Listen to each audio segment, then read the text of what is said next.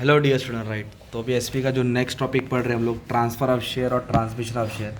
Exam में distinguish आता ही है, शॉर्ट नोट्स में भी किधर ना किधर आने वाला है, जस्टिफाई में भी आ जाएगा राइट। तो आओ स्टार्ट करते हैं। तो क्या टॉपिक है? ट्रांसफ़र ऑफ शेयर और ट्रांसमिशन ऑफ शेयर। शेयर्स मतलब होता है कंपनी का हिस्सा, जो शेयर्स खरीदता है उसको शेयर होल्डर बोलते हैं राइट। ट्रांसफ़र का मतलब क्या होता है? अपनी मर्जी से वॉलंटरी, मतलब किसी को बेचना शेयर्स, उसको क्या बोलते हैं? Transfer of shares. ठीक है, ट्रांसफ़र ऑफ शेयर मतलब अपनी मर्जी से किसी को बेचना। और ट्रांसमिशन मतलब इसमें मर्जी नहीं रहता है, मतलब जो बंदा शेयर्स का मालिक था, ओनर था, वो मर गया या तो पागल हो गया या तो तेरे नाम हो गया, मतलब पागल हो गया या फिर कंगाल हो गया, तब उसका शेयर उसके नॉमिनी को ट्रांसमिट होता है। तो ये मर्जी से होता है, ये बिन मर्जी का होता है। तो कैसे लिखने का? Transfer of share means voluntary, मतलब अपनी मर्जी से, ये डेलिबरेटली छोड़ दो। Voluntary giving away one share, अपना शेयर देना, टू अनदर पर्सन, अपना शेयर बेचना।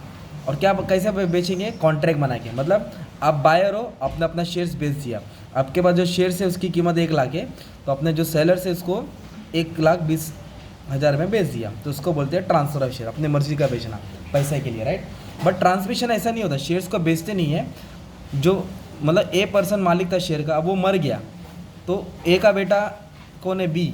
तो इस ये शेयर का मालिक जब तो 1 लाख का वैल्यू था, वो किसके नाम पे ट्रांसमिट होगा? बी के नाम पे। तो बाप ने अपने बेटे को शेयर बेचा नहीं, वो मर गया, इसके लिए इसका प्रॉपर्टी इसके नाम पे हो गया, तो उसको बोलते हैं ट्रांसमिशन ऑफ शेयर। क्या बोलते हैं इसको?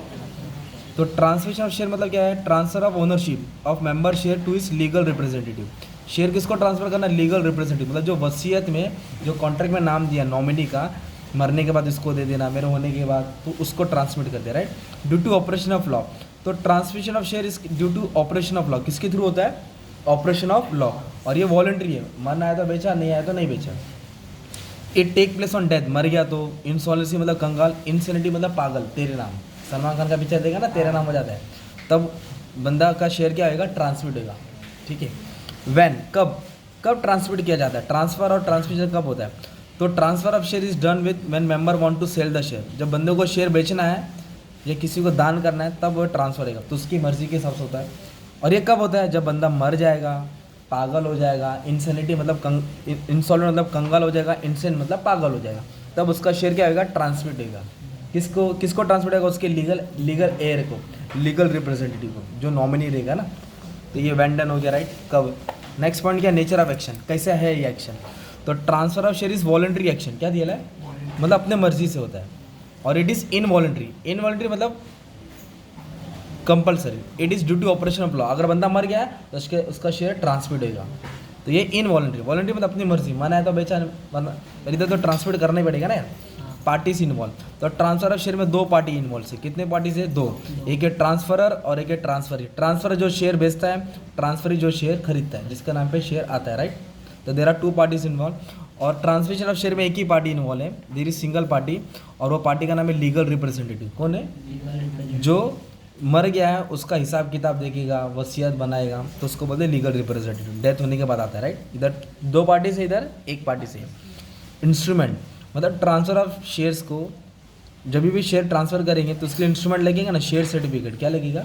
अभी आप घर बेचेंगे तो घर का पेपर लगेगा ना, बाइक बेचेंगे तो बाइक का पेपर लगेगा।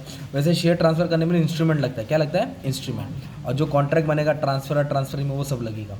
बट ट्रांसमिशन ऑफ शेयर में no instrument is require right. वसीयत देखेंगे और शेयर क्या हो जाएगा? जो बेटा है या जो भी है उसके नाम पे ट्रांसफर हो जाएगा।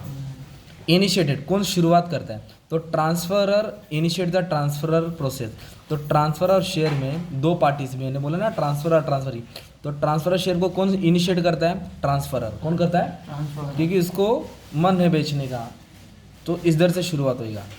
और ट्रांसमिशन ऑफ शेयर में ट्रांसफरर ट्रांसफरी तो नहीं रहता है, इधर कौन रहता है? Legal representative. कौन रहता है? इनिशिएट द प्रोसेस, इनिशिएट मतलब शुरुआत करता है, आगे बढ़ाता है। कौन सा प्रोसेस? ट्रांसमिशन का।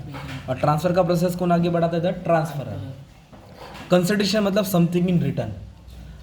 कंसिडरेशन मतलब अभी डॉक्टर के पास दवा लेने जाएंगे तो उसको थैंक यू बोलेगा क्या? नहीं, थैंक यू बाद में बोलेगा, पहले वो पैसा लेगा। मैकेनिक के पास जाएंगे तो है ना, फीस लेगा ना यार। टीचर के पास जाएंगे तो फीस, तो बदला। आप लोग चॉकलेट लेंगे तो पैसा देंगे ना। तो वैसे ही जो शेयर ट्रांसफ़र होता है, क्यों ट्रांसफ़र करता है? क्योंकि उसको कुछ उसके बदले चाहिए। तो क्या चाहिए? पैसा चाहिए ना यार। शेयर बेच के पैसा लेगा, शेयर बेच के। तो transfer of share is done by the member to receive some consideration, मतलब पैसा, money.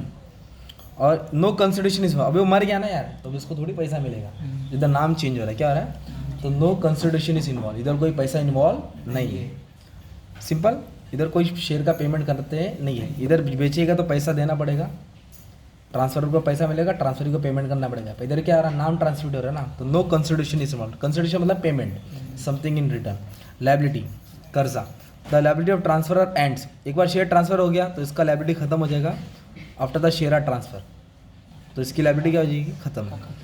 Original liability of member continues in case of transmission of share, मतलब अगर बाप का जो कर्जा है नहीं दे पाया तो बेटों को देना पड़ेगा ना, तो लायबिलिटी रहती है, इधर कंटिन्यू होती है लायबिलिटी, क्या होती है, एक बार शेयर बेच दिया टेंशन खत्म, पर इधर नहीं।